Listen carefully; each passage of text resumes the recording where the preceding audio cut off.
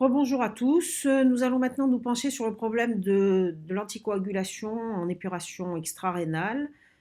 Je travaille en partenariat avec quelques laboratoires comme Baxter, Fresenius et Bebron principalement sur le sujet de l'épuration extra-rénale.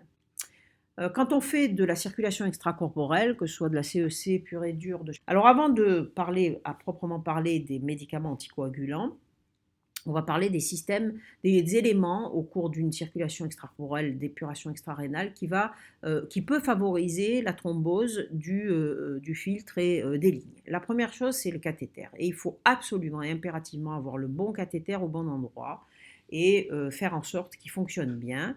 Donc on sait que plus de la moitié des thromboses et d'arrêts prématurés donc de thrombose de circuits d'hémofiltration ou d'hémodialyse continue sont dues à une cause cathéter, piqûre, mauvais cathéter, mauvais entretien, mauvais endroit, collé contre la paroi, etc. Donc la première chose est de bien vérifier son cathéter et de choisir le bon cathéter. Et tous les cathéters ne sont pas identiques, quoi qu'on vous dise.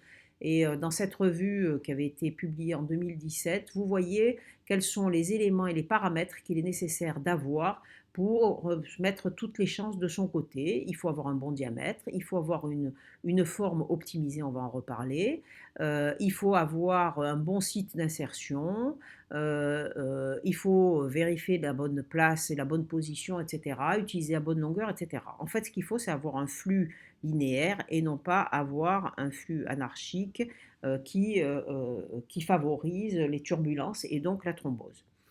Donc il faut des cathéters double lumière quand on fait de l'hémofiltration ou de l'hémodialyse continue, donc avec deux voies, mais toutes les voies ne sont pas disposées de la même façon. Il faut éliminer tout ce qui est cathéter à double lumière, tel que comme ici le dual ou le double comme ça, parce que le diamètre interne est plus petit. Il faut absolument éliminer ce qu'on appelle les coaxiaux, qui ont une aspiration à l'intérieur et le côté veineux qui est à l'extérieur, qui est la chambre extérieure, mais s'ils ne sont pas tenus, il va y avoir des phénomènes de collabage qui font que ce n'est pas du tout adapté et donc on aura un flux turbulent. Donc ça, c'est pas la meilleure chose.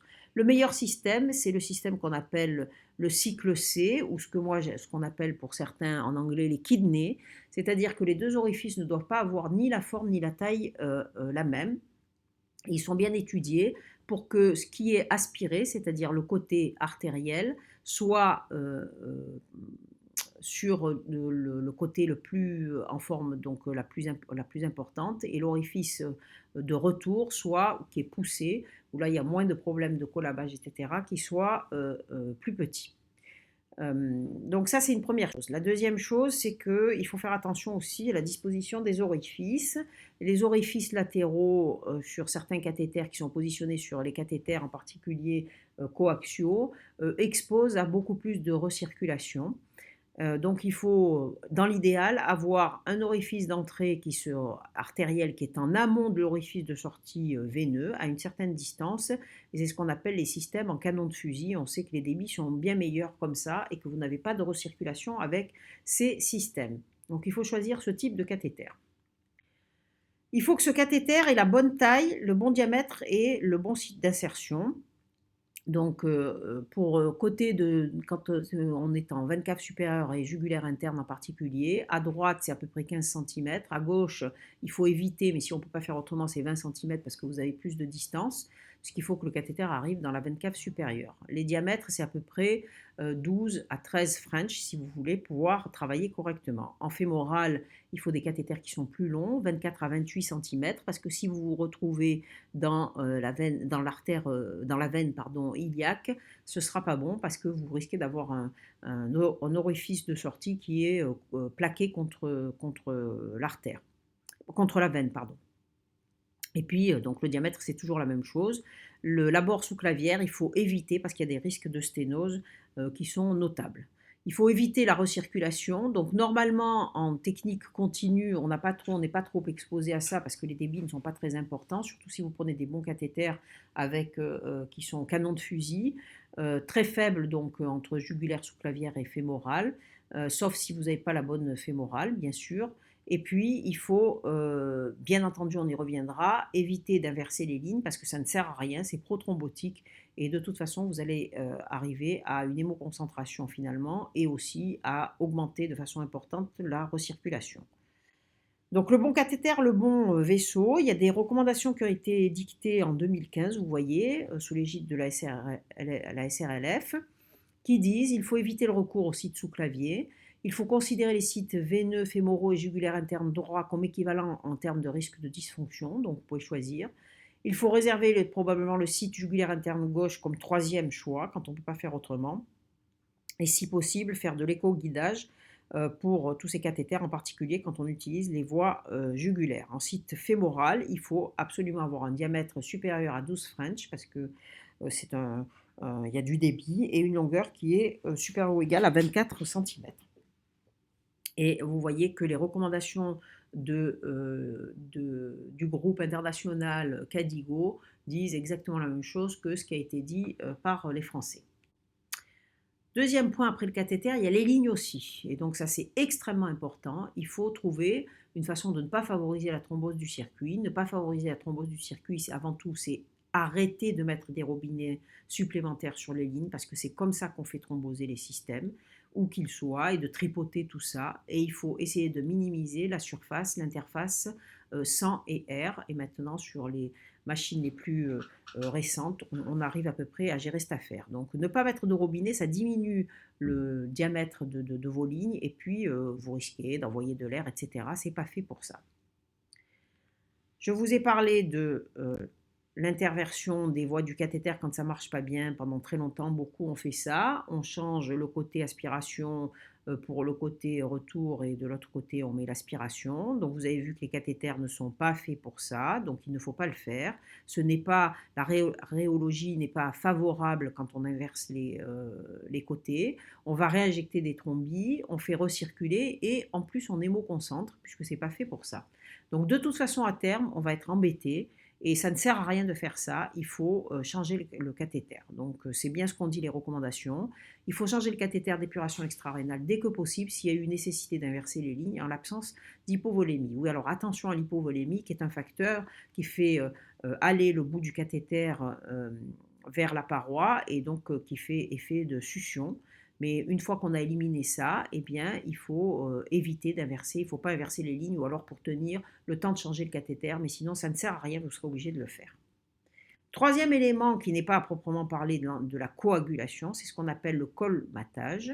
Moi, ce que j'appelle faire du boudin, ce qui est vraiment visible en hémofiltration continue, en CVVH et principalement avec de l'héparine, parce que le citrate est un anticoagulant tellement puissant qu'on observe beaucoup moins cet effet de colmatage. Et donc voilà ce qui se passe quand est représenté ici un filtre avec l'entrée côté artériel et la sortie côté veineux. Au fur et à mesure que vous allez avoir de l'ultrafiltration, évidemment, vous allez avoir une hémoconcentration. Et donc, si on prend les pressions et l'évolution des pressions à l'intérieur du filtre, ici est représentée la pression hydrostatique, c'est la pression qui pousse par la pulsion artérielle, et la pression oncotique, c'est la pression qui est impulsée par les protéines qui sont dans le sang et qui, au fur et à mesure, va augmenter. Donc, si on caricature un peu le schéma, au fur et à mesure qu'on va avancer donc dans les filtres, la pression hydrostatique va décrocher parce que c'est des tout petites fibres et donc il y a une contre-pression extrêmement importante. Donc la pression hydrostatique baisse alors que la pression oncotique augmente et à un moment donné, s'il y a équilibre des pressions, ben, vous n'allez plus rien avoir qui va filtrer et donc il y a, vous voyez, c'est pas un caillou à proprement parler, c'est du boudin.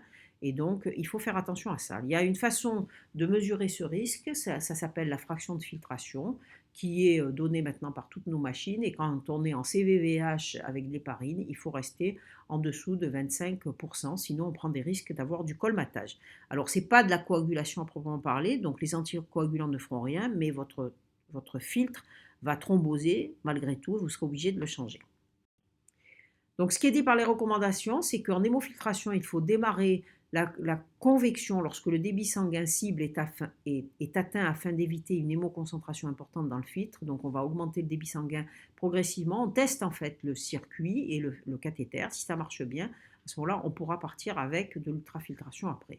Et il faut réduire le débit de la pompe à sang et interrompre la convection lors des mobilisations du patient pour éviter encore une fois ce colmatage et pour éviter que les plicatures qui interviennent, etc. Et donc il faut tourner en régime de sécurité, c'est-à-dire ne faire tourner que le débit sanguin. On en vient à l'anticoagulation proprement parlée. Il y a plusieurs possibilités, je vous ai mis les principaux. L'héparine non fractionnée et le citrate, on ne va parler quasiment que de ça, puisque les héparines de moléculaire ne sont pas logiques en cas d'insuffisance rénale et n'exposent pas à moins de risques hémorragiques et sont plus difficiles à manipuler. L'héparinisation régionale par héparine non fractionnée associé, contrebalancé avec de la protamine, ça ne marche pas et en plus c'est dangereux, c'est très difficile à manipuler. Et la prostacycline, c'est aussi difficile parce qu'il y a des effets de vasodilatation. Donc je vais me centrer sur l'héparine non fractionnée et surtout sur le citrate. L'héparine non fractionnée, on sait très bien s'en servir depuis longtemps. Donc il y a une seringue sur les machines et c'est une administration continue. Et on va ajuster comme dans toute utilisation d'héparine non fractionnée, on va ajuster la dose sur des paramètres biologiques, dont le TCA ou l'héparinémie, avec des objectifs d'être à 2 fois le témoin. Il faut faire attention et surveiller bien sûr les plaquettes parce qu'on peut avoir un risque de thrombopénie induite par l'héparine, surtout après plusieurs jours. Il faut faire attention que si c'est pas assez, ça va coaguler. Si c'est trop, il y a un risque hémorragique important et il faut adapter au poids corporel. Attention avec l'héparine non fractionnée, on a besoin de l'antithrombine 3 pour avoir un vrai effet d'anticoagulant. Et parfois, cette antithrombine 3 est diminuée chez les patients de réanimation. Donc, quand on voit qu'on n'arrive pas à anticoaguler notre système et notre malade, parce qu'en fait, une fois que vous faites partir de l'anticoagulant, ça anticoagule le système et ça aussi anticoagule le malade. C'est pour ça qu'il y a un risque hémorragique. Si on a des problèmes, il faut doser cet AT3 et de façon à voir s'il est en quantité suffisante et sinon il va falloir supplémenter. Donc ce sont les doses habituelles. Vous voyez qu'on commence toujours par un bolus, 15 à 30 unités par kilo, et puis ensuite on prend un régime de croisière qu'on adapte en fonction donc des données biologiques. Alors, est-ce que ça marche? Est-ce que ça ne marche pas? Oui, ça marche. Est-ce qu'il y a des risques? Oui, il y a des risques, mais quand on le manipule bien, je vous ai montré ici 2 grandes études comparatives qui avaient été faites, pas du tout pour regarder le problème de l'anticoagulant, mais pour comparer épuration extra-rénale avec un débit assez important intense versus épuration extra-rénale avec un débit d'ultrafiltration qui est standard. Et donc, simplement quand on regarde chez leurs patients, vous voyez que dans les 2 grandes études, à peu près 20% des patients avaient une épuration avec de l'héparine non fractionnée, donc c'est quand même encore pas mal utilisé. Et très peu de problèmes dans cette étude, très peu de problèmes d'hémorragie, mais attention, ce sont quand même des équipes qui ont l'habitude, et puis il faut voir quel type de patient. Et ici aussi, très peu de problèmes hémorragiques. Donc c'est une technique qui est sûre, comme pour tout, elle est sûre si on sait s'en servir. Quand vous avez quand même, malgré tout, je vous le dis, des patients qui sont cérébro-lésés avec des hématomes intracérébraux, de la neurochirurgie, de la polytraumatologie, franchement, on n'a pas vraiment envie de faire de l'héparine non fractionnée.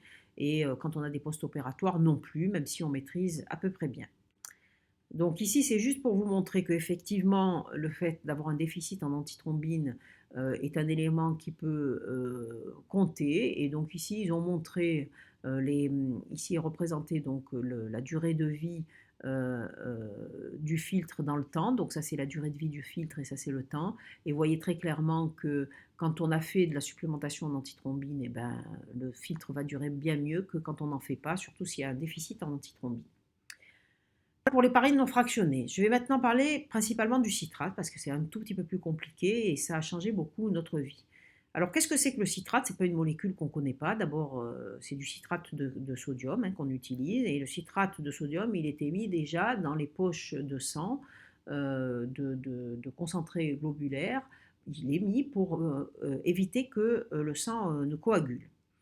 Et donc, sa façon de fonctionner, c'est de chélater le calcium, ça chélate en même temps le magnésium, donc il faudra en tenir compte. Et sans rentrer dans le détail, je vous ai représenté ici donc les voies de la coagulation. Donc je ne suis pas une grande spécialiste, mais je sais qu'il y a la voie exogène, la voie endogène, peu importe. Partout où vous passez dans la coagulation, il y a du calcium. Et sans le calcium ionisé, on ne peut pas arriver à faire des caillots. Et il y a même aussi une dysfonction plaquettaire. Donc, d'où l'idée de faire du citrate et de mettre du citrate dans le filtre pour faire de l'anticoagulation régionale et vraiment régionale, pas comme on le fait avec l'héparine non fractionnée et la protamine. D'ailleurs, on ne le fait pas parce que c'est assez compliqué. Donc, ce n'est pas vraiment une découverte extraordinaire, le citrate, c'est simplement qu'on a fait évoluer les machines pour être en toute sécurité et pouvoir administrer ce type de produit.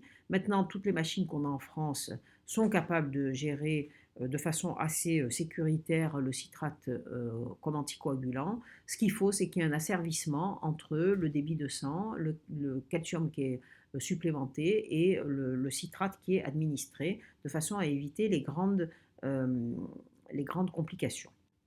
Est-ce qu'il y a vraiment un intérêt à faire du citrate?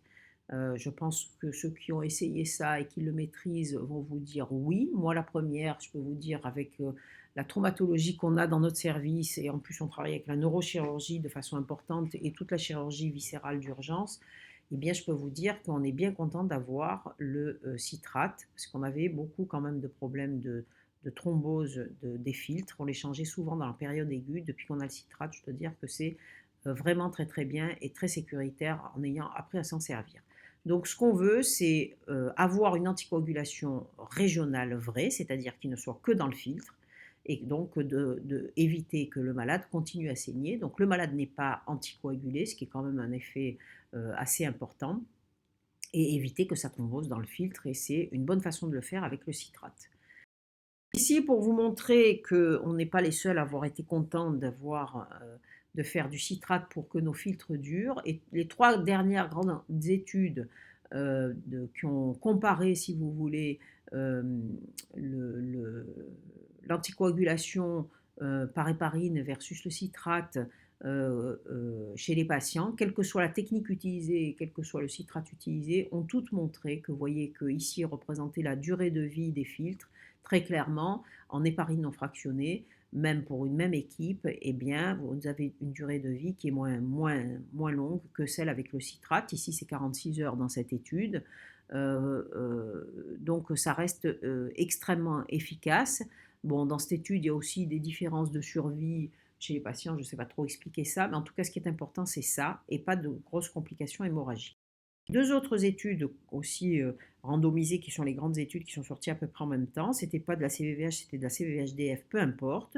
Ici, c'était du prismocitrate 10,2, donc du citrate peu concentré. Ici, du prismocitrate 18,2, intermédiaire un peu plus. Vous voyez, donc là, la comparaison, c'était pas avec l'héparine, c'était héparine-protamine. Vous voyez encore une fois qu'on a gagné, ils ont gagné beaucoup. Et là, c'était du citrate versus l'héparine non fractionnée, c'est presque du simple au double. Donc, on est content.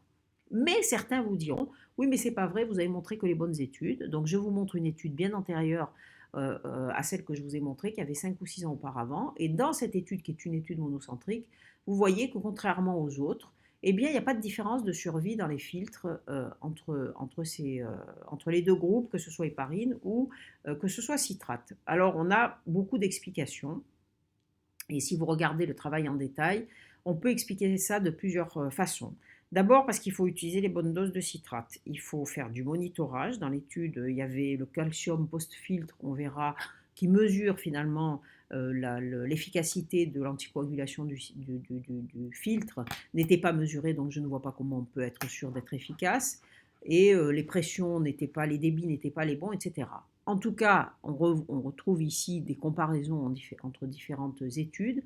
Si vous faites ici représenter donc la durée de vie des filtres en héparine non fractionnée, ici avec le citrate à la dose où vous êtes sûr d'être anticoagulé à peu près, vous voyez que la survie du filtre est plus longue, la durée de vie du filtre est plus longue, mais si vous utilisez trop peu de citrate et que vous n'anticoagulez pas votre système, évidemment, ça fera encore peut-être même moins bien que l'héparine non fractionnée.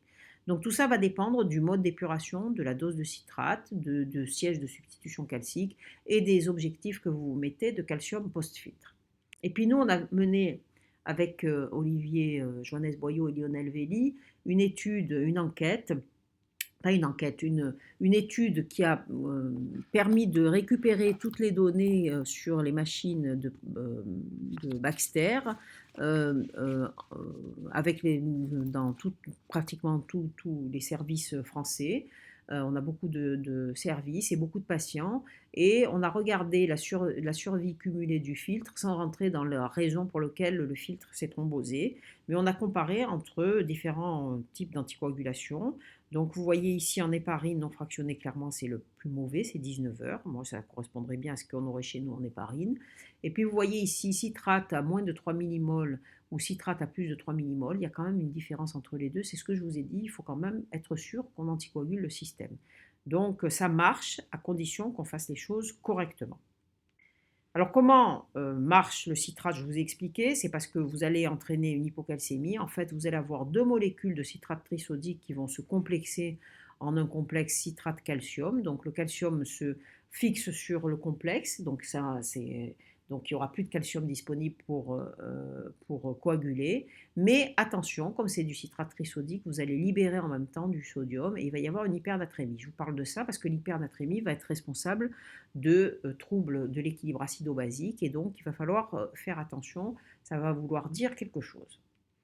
Si on regarde la façon de présenter les choses et comment ça doit marcher, bon, vous avez un système ici tout bête d'hémofiltration ou d'hémodialyse ou d'hémodiafiltration avec un filtre, l'entrée artérielle, l'entrée du filtre, la sortie qui retourne au patient.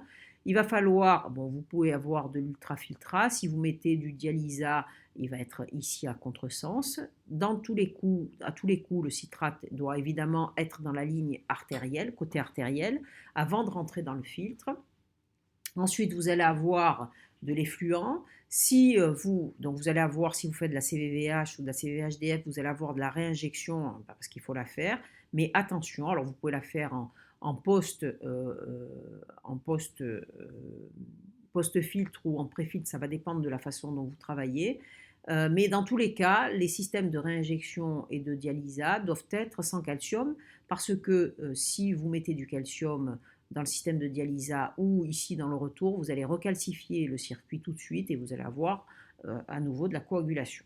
Donc il ne faut pas utiliser, donc première chose, c'est que quand on fait du citrate, déjà on n'utilise pas les mêmes poches, ni les mêmes, et on va voir ni même d'ailleurs les mêmes concentrations d'autres électrolytes. Ça doit être adapté au citrate, donc ce n'est pas la même chose. Juste pour vous rappeler, parce que c'est important pour la suite, quelle est la répartition du calcium dans le plasma. Donc le calcium total, c'est à peu près 2,2 à 2,6 millimoles par litre. Il y en a la moitié quasiment qui est sous forme ionisée, donc 1,1 à 1,3, et c'est celui-ci qui nous intéresse. Il y en a 40% qui est lié aux protéines, et puis on a une petite partie, 10%, qui est complexée sous forme de sel, de calcium, de phosphate, etc. Donc quand on fait du citrate, qu'est-ce qu'on cherche? On va avoir à l'entrée une concentration de citrate qui est celle qu'on détermine, qui est entre 3 et 4 maintenant. Dans le filtre, on veut que ce soit anticoagulé, donc on veut avoir un calcium ionisé qui est assez bas. Donc la fourchette se situe entre 0,20 et 0,35 à peu près. Et puis par contre, quand le sang va retourner au patient, on veut que le patient soit recalcifié, parce que sinon on va avoir des risques hémorragiques, et donc ça oblige à avoir une supplémentation calcique, on va y revenir. Et d'ailleurs, on y vient tout de suite. Donc dès que vous allez utiliser du citrate, il va falloir faire de la compensation calcique qui va être adaptée en fonction des machines. Je ne vais pas rentrer dans le détail, mais soit exprimé en pourcentage, soit exprimé directement en quantité, ça dépend des machines. Vous avez des abacs qui vous permettent d'être aidés. Et en tout cas, il faut de toute façon compenser. Alors les machines actuelles permettent d'injecter de l'asservissement de la substitution calcique du patient avec le fonctionnement de la machine. Les premières machines, il fallait injecter ce calcium avec une seringue électrique à part, ce qui était un peu embêtant, parce que si le système, si on arrêtait l'épuration, on pouvait oublier d'arrêter la substitution calcique, et donc s'il n'y avait pas de concordance, il y avait des risques assez importants. Deuxième élément que je voulais vous dire, qui fait qu'on est obligé de faire de la compensation calcique, parce que de toute façon, on va perdre une quantité certaine de calcium, puisque une partie des complexes citrate-calcium sont épurés, 20 à peu près à 40%. quel que soit le système que vous utilisez. Donc il y en a 20 à 40% du calcium ionisé qui va être perdu. Parce que vous pouvez me dire après, quand les complexes se décomplexent, on va récupérer le calcium. Ben, pas du tout, on ne récupère pas tout. Donc il faut absolument compenser et donc il faut mesurer la calcémie ionisée du patient et être vigilant pour retourner à un équilibre avec une calcémie ionisée normale. Le risque d'hypocalcémie ionisée n'est pas un risque faible parce qu'on sait que c'est une des plus grandes causes de vasodilatation et donc d'hypotension grave, surtout quand vous avez des malades qui sont en état de choc. Et donc ce qui a été montré dans cette étude, c'est, vous voyez, ça c'est l'évolution du calcium ionisé dans les premières heures de mise en place d'une épuration au citrate. Vous voyez que c'est sur les 6-8 premières heures que le risque le plus important d'hypocalcémie est noté. Donc pour prévenir ça, la première chose, c'est qu'il faut toujours, avant de brancher la machine, il ne faut pas me dire qu'on est pressé, il faut toujours faire une mesure de calcémie ionisée à votre patient. Au passage, ça veut dire que si vous n'avez pas les moyens d'avoir des résultats de calcémie ionisée rapides, ben, le citrate, c'est compliqué. Donc il faut avoir des machines de biologie délocalisée dans son service. Et donc ça, il faut faire comprendre ça aux différents laboratoires, mais ça se fait parce que même chez moi, on est arrivé à le faire quand on a changé d'hôpital, et donc ça vous change la vie. Donc, je vous redis que c'est dans les premières heures, et ça veut dire qu'on ne commence jamais une épuration au citrate sans être sûr que le patient a déjà une calcémie ionisée normale. Si elle n'est pas normale, il va falloir si elle est basse, qui est parfois le cas sur les polytraumatisés et les états de choc, il faut la corriger avant de débuter, parce que sinon vous allez courir après votre épuration extra-rénale avec un malade qui sera pendant plusieurs heures avec une hypocalcémie ionisée, et donc c'est pas bon parce que vous prenez des risques. Donc il faut la corriger, ça se corrige facilement. Il suffit d'injecter du chlorure de calcium ou du gluconate de calcium. Alors la différence, c'est que le gluconate de calcium, vous pouvez le faire en voie périphérique, mais en général, nos malades ont quand même des voies centrales. Mais si vous n'avez pas de voie centrale, vous faites du gluconate de calcium, sinon vous allez avoir des petits problèmes sur la veine périphérique. Sinon, il vaut mieux faire du chlorure de calcium parce que la quantité de calcium est le double et qu'en plus, l'apport de chlorure est nécessaire pour maintenir un équilibre acido-basique quand on fait du citrate. Et donc, c'est toujours mieux de choisir du chlorure de calcium. Et il faut faire cette réinjection le plus proximal au patient. Il ne faut pas le faire à la sortie tout de suite du filtre parce que sinon, vous allez recalcifier le sang et vous allez avoir des risques de coagulation dans le système de retour jusqu'à la veine. D'accord? Il faut plutôt avoir une voie dédiée, mais enfin, ça, c'est autre chose. Donc, ça, c'était la première chose, le retour au patient et la calcémie du patient.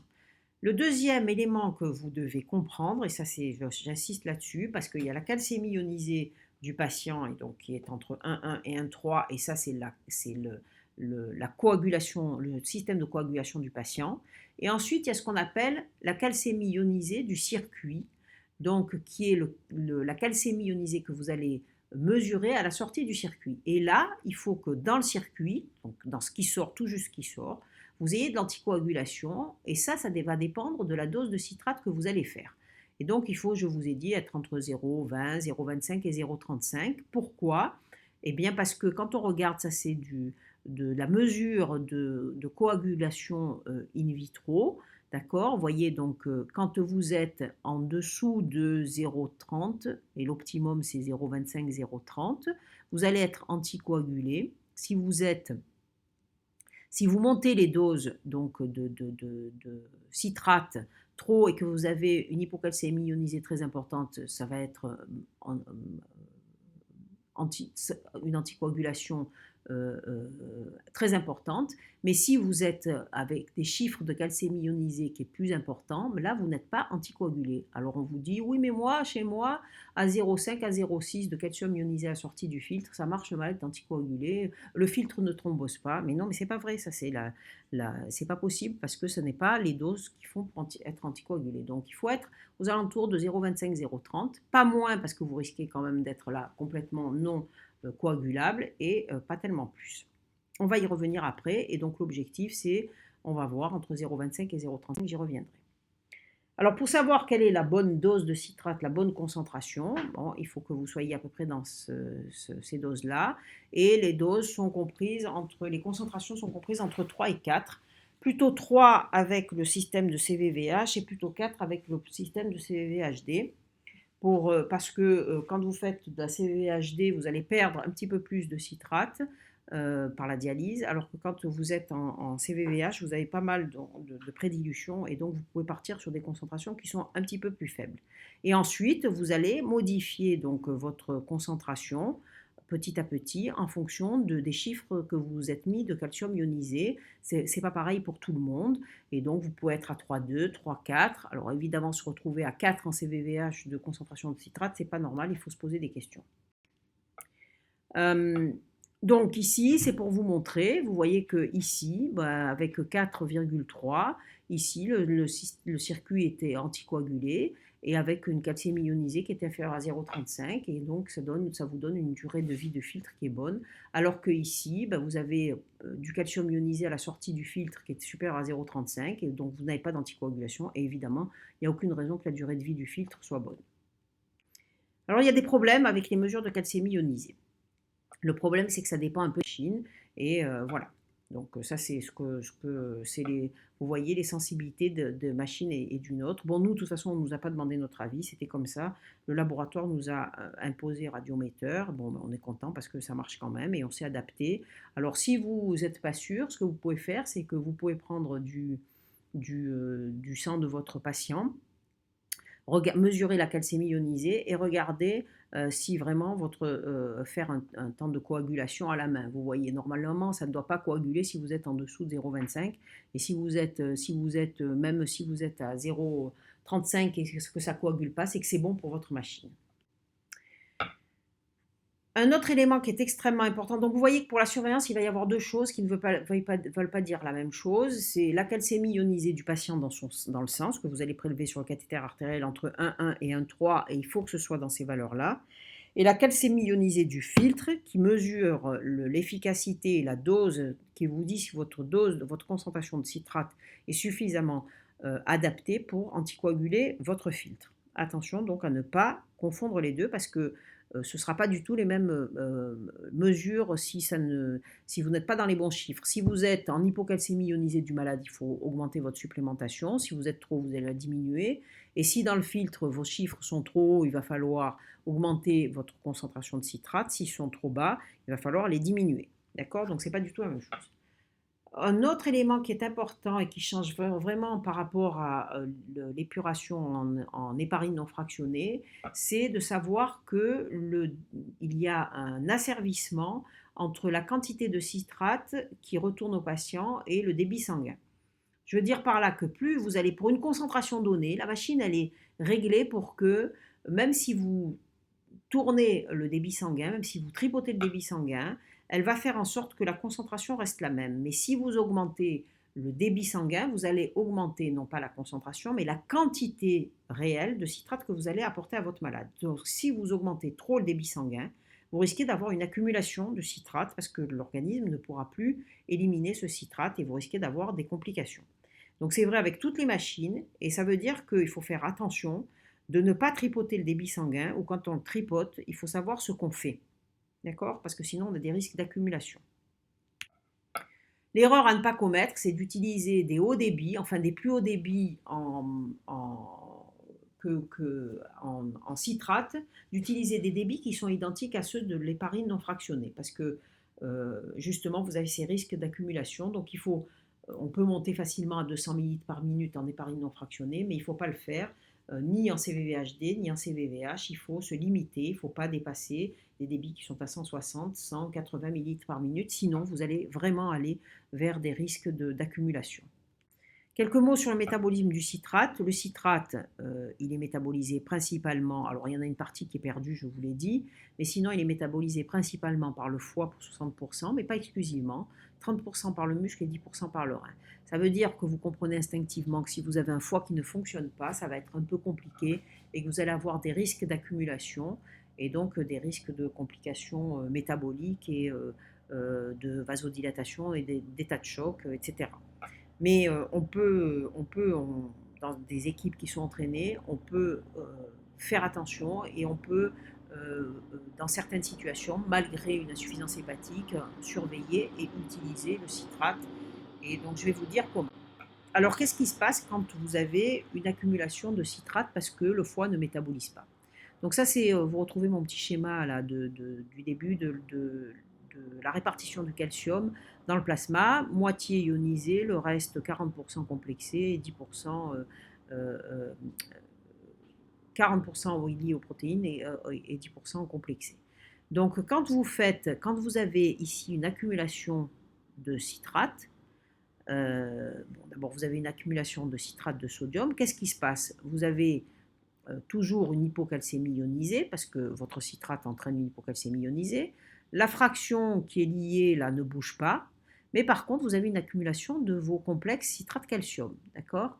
Et donc, vous voyez que la quantité totale de calcium va augmenter, alors que vous avez une hypocalcémie ionisée, ce qui veut dire que votre rapport entre calcémie totale sur calcémie ionisée va être supérieur à 2,5. Okay, donc ça, c'est un signe. Alors 2,5, 2,4, c'est plutôt la tendance. Si ça monte et que ça passe au-dessus de 2,4, 2,5, 2,6, que vous avez vraiment une insuffisance hépatique, attention. C'est même presque un signe trop tardif d'accumulation et qu'il va falloir arrêter le citrate dans cette indication. C'est pas du tout la même chose que quand vous avez trop de calcium, de citrate, pardon. Quand vous donnez trop de citrate, mais qu'il est bien métabolisé, parce que ça peut arriver, à ce moment-là, vous allez avoir peut-être une petite hypocalcémie ionisée, mais vous n'aurez pas d'accumulation de calcium citrate. Il y a juste la fraction qui est présente ici. Et dans ce cas-là, le ratio calcium total sur calcium ionisé va être inférieur à 2,5. Donc, ce n'est pas du tout la même chose. Ça, c'est parce que le calcium n'est pas métabolisé. Là, c'est parce que vous en avez administré beaucoup, parce que vous avez beaucoup monté le débit sanguin, mais votre foie marche très bien, donc il métabolise le citrate, et vous allez avoir dans ce cas-là une hypocalcémie ionisée certes, mais vous allez avoir un ratio calcium total sur calcium ionisé qui va être inférieur à 2,5. D'accord? Et donc le tableau typique de l'accumulation du citrate, du citrate par défaut de métabolisation, quand on a l'habitude, c'est ce qui est représenté ici, c'est-à-dire que vous avez bon, le citrate qui est administré, certes, vous allez avoir un calcium ionisé qui reste bas, vous n'arrivez pas, du patient, vous n'arrivez vraiment pas, malgré une supplémentation en calcium que vous ne faites qu'augmenter, eh ben, vous n'arriverez pas à faire remonter le calcium ionisé. Donc, et en même temps, vous allez avoir un ratio qui est inférieur à 2, supérieur à 2,5. Et dans ces cas-là, il faut arrêter le citrate parce que vous avez un défaut de métabolisation. Donc, l'hypocalcémie ionisée, elle est normale quand on fait du citrate, mais ça dépend de la proportion. Si vous avez une hypocalcémie ionisée qui est associée à une alcalose métabolique, ça veut dire que vous en apportez trop, parce qu'en fait, le citrate est métabolisé, il va rester le sodium, et le sodium, c'est alcalinisant. Il faut que vous réduisiez vos apports, et pour les réduire, attention, je ne vous parle pas de la concentration, je vous parle de la quantité que vous administrez, ça veut dire qu'il faut diminuer le débit sanguin et ou augmenter la dose d'épuration, et vous allez bien vous en sortir. Si vous avez une hypocalcémie ionisée persistante avec une acidose métabolique, alors qui n'est pas en rapport avec une hyperlactatémie et tout ça bien sûr, ça veut dire que vous avez une accumulation du citrate parce que le citrate n'est pas métabolisé correctement. Il faut arrêter le citrate. Mais il ne faut pas arrêter l'épuration, il faut au contraire augmenter l'épuration pour éliminer vos complexes citrate-calcium qui n'ont pas été métabolisés. En conséquence, je vous l'ai dit au départ, il va falloir avoir des liquides appropriés qui ne contiennent pas de calcium, qui soient pauvres en sodium parce qu'on n'a pas besoin de charge positive à cause du citrate de sodium et qu'il y a beaucoup de sodium, qui soient riches en chlore pour compenser donc justement les charges négatives, qui contiennent du magnésium si possible et qui contiennent aussi du phosphate parce que le phosphate aussi baisse. Donc le citrate va entraîner une hypocalcémie, une hypomagnésémie, une acidose métabolique s'il s'accumule et une alcalose métabolique s'il est au contraire en quantité trop importante et qu'il ne reste que du sodium. Pour finir, je vais vous dire que pour mettre en place de l'épuration continue, que ce soit de la CVHD ou de la CVVH, nous on ne fait pas de CVHDF parce que mélanger les deux techniques, ce n'est pas une bonne chose, on ne sait plus où on en est. Il faut que ce soit un projet d'équipe et il faut que vous ayez des protocoles de service, chacun adapté à vos structures. Il faut que vous ayez des référents médecins et il faut avoir des référents infirmiers qui soient des super utilisateurs qui puissent former les autres. Et écrire des choses. Donc nous, par exemple, vous voyez, avant tout branchement, il faut doser le calcium ionisé du patient, je vous l'ai dit, et que s'il est bas, eh ben, il faut administrer au patient une ampoule de chlorure de calcium, si c'est possible, sur une voie veineuse centrale, sinon du gluconate de calcium. Il faut refaire un contrôle 15 minutes après. Si on est toujours bas, on en refait une deuxième. Et le branchement ne sera possible que quand on aura une calcémie ionisée du patient qui est normale. Ensuite, il faut avoir un protocole avec des prescriptions initiales. Donc, nous, on fait de la CVVH avec du citrate 18,2.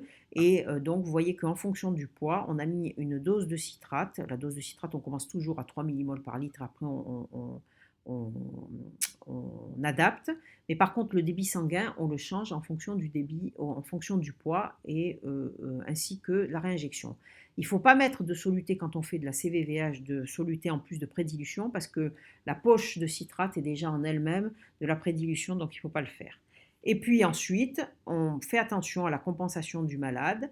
Alors comme pendant les 2 ou 3, comme on a toujours un peu de perte de calcium avec les complexes citrate-calcium par l'épuration, d'ailleurs même avec la dialyse, on commence toujours par compenser un petit peu plus à 110% au lieu de 110 pour éviter d'avoir cette petite hypocalcémie transitoire pendant les 2 premières heures et puis on vérifie fréquemment. On a écrit avec Olivier Joannès-Boyau et Lionel, donc et moi-même, une revue sur ce sujet, le fait qu'il faut que ce soit une stratégie d'équipe, et puis sur les différents désordres acido-basiques qu'on observe avec le citrate. Et vous voyez que tout est écrit. Ici, c'est ce qu'on doit faire comme type de monitorage pour le patient, tous les combien, quelles sont les mesures correctrices. Ici, c'est ce qu'on doit faire quand c'est le calcium ionisé post-filtre qui n'est pas dans les cibles. Et puis, ce qui doit être fait avant l'initiation, pendant, et on a des feuilles de prescription que chacun a choisi. En conclusion, je vous dirais que les deux grands systèmes d'anticoagulation, ben, c'est l'héparine non fractionnée par voie générale. C'est une méthode qui est sûre, mais pour tout vous dire, chez nous, on fait quasiment toujours du citrate, même quand il y a des risques d'accumulation, quitte à l'arrêter, et on surveille. Alors là, on prend quand même des précautions de surveillance qui sont beaucoup plus rapprochées. Et puis sinon, sur des malades aigus, c'est rare qu'on fasse de l'héparine non fractionnée. Il faut vraiment qu'on soit embêté avec des défaillances hépatiques. Sinon, on choisit toujours le citrate de première intention, surtout au vu de nos patients, et ça nous a quand même changé la vie sur le nombre de filtres à changer. Et puis quand vraiment ça ne marche pas avec du citrate et que ce sont les premières heures qu'il y a des troubles de coagulation, on fait sans anticoagulation, ça marche très bien, surtout s'il y a un risque hémorragique important, ça peut marcher aussi. En conclusion, je vous dirais que la meilleure technique, c'est celle qu'on connaît et que l'on fait bien, qu'on a bien appris, qu'on ne doit pas jouer aux apprentis sorciers avec ces techniques, même si les laboratoires, les constructeurs ont fait beaucoup d'efforts pour nous rendre la vie facile et essayer de tout nous automatiser. Si vous ne savez pas ce que vous faites, vous partez à la catastrophe avec le citrate et d'ailleurs avec le reste aussi. Et donc, il faut vraiment que vous travaillez vos propres protocoles appropriés à vos services, à vos structures, en gardant les grands principes évidemment sécuritaires et d'efficacité. Voilà, je vous remercie pour votre attention.